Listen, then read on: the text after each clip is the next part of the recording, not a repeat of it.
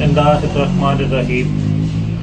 अस्सलामु अलैकुम वरहमतुल्लाहि वबरकातुहू। नाज़रीन, मैं अफ़ज़लिया तिब्बी चैनल की तरफ से आपसे मुखातब हूँ। तो हज़रात गिरामी कदर, आज हमारा मौजू जो है वो जो खूनी कै होती है, यानी कि खून की उल्टी, तो क्यों आती है और इसकी क्या वजह होती है। तो अज़ीज़ान गिरामी कदर, आप इसको ज़रा अच्छी तरह से नशीन कर लें। अगर कान से खून आता है या नाक से खून आता है, जिसको नक्सीर बोलते हैं, या मुंह से यानी कि गले वगैरह से खून आता है, या फेफड़ों वगैरह से खून आता है, तो ये जितना मतलब है, आप ऐसे समझ लें कि नाक से ऊपर से जो खून आता है, तो ये सर्दी और खुश्की की वजह से खून आता है। जो हमारी तिब की इस्तिलाह है, इसमें हम बोलते हैं इसको कि ये उज़लाती साबी जो तहरीक होती है, उसकी वजह से नक्सीर आती है।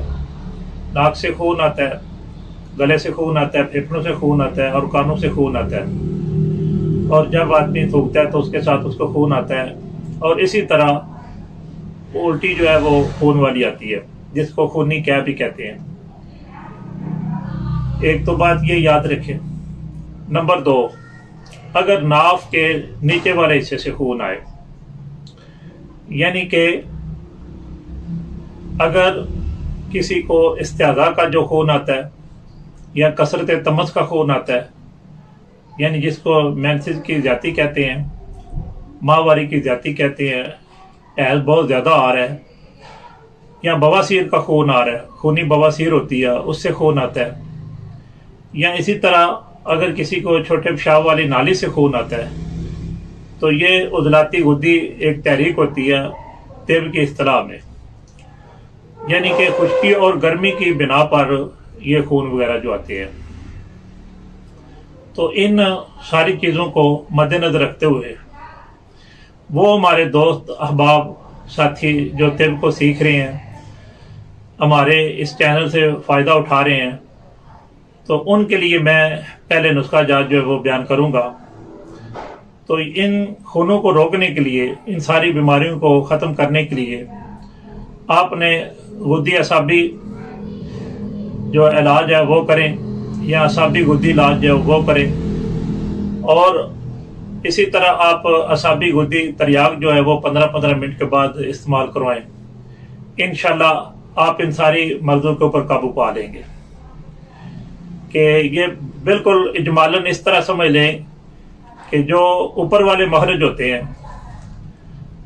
ऊपर वाले जो मजारी हैं, वहां से अगर खून आता है, यानी कि नाक से, गले से, या मतलब खून वाली उल्टी वगैरह, तो ये उज़लाती साबी होती है, ये खुश्की और सर्दी की वजह से खून आते हैं। और अगर नीचे वाले महरज से खून आते हैं, यानी कि नीचे वाले जो मजारी है वहां से अगर खून जारी होता है, इस्तिआज़े का खून जारी होता है, कसरत तमस का खून जारी होता है, बवासीर खूनी का खून जारी होता है, या इसी तरह छोटे पेशाब के साथ खून आता है, तो ये जो चीज़ें हैं ये समझ लें ये खुश्की और गर्मी की वजह से खून वगैरह जो है वो आते हैं।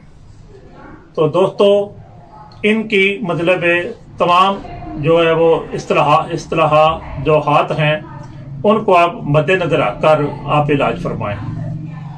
अब असल इलाज जो है वो क्या है, ये जिस्म के अंदर एक खुश्की जो है वो पैदा हो जाती है, तो या जिस्म के अंदर खुश्की और गर्मी पैदा हो जाती है।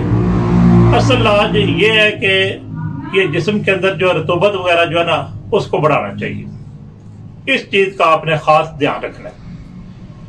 तो हाँ, वो लोग जो घरों में बैठे हुए हैं, जो तिब की अलफ़ से भी ना वाकिफ हैं, तो नहीं सूझबूझ रखते, उनके लिए बिल्कुल हम आम फहम एक नुस्खा पेश करते हैं कि वो हल्दी, मलट्ठी और सौंफ वगैरह जो है ये आम वजन लेकर इसका पाउडर बना लें, और इसके अंदर थोड़ा सा ज़ीरा सफ़ेद जो है वो भी शामिल कर लें।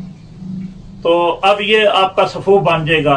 ये दिन में 4 मरतबा तकरीबन 1 माशा से लेकर 2 माशा तक आप दूध के साथ और देसी घी वगैरह के साथ या ताज़ा पानी के साथ इस्तेमाल करवाएं। इंशाअल्लाह बफज़ल ताला वो दोस्त अहबाब जिनको नक्सीर आती है या जिसको खूनी बवासीर होती है, या वो हमारी बहू बेटियां जिनको कसरत तमस की वजह से खून आता है, इंशाअल्लाह बफज़ल ताला, या वो दोस्त अहबाब जिनको खूनी क्या आती है, तो वो उनका खून जो है वो रुक जाएगा।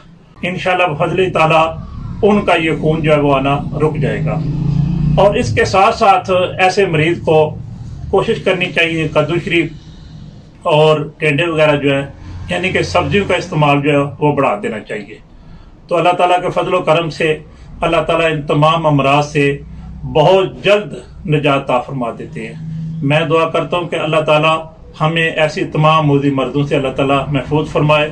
फ़ी अमानिल्लाह व रसूलिही सल्लल्लाहु तआला अलैहि व आलिहि व सहबिही व सल्लम। अस्सलामु अलैकुम व रहमतुल्लाहि व बरकातुहू।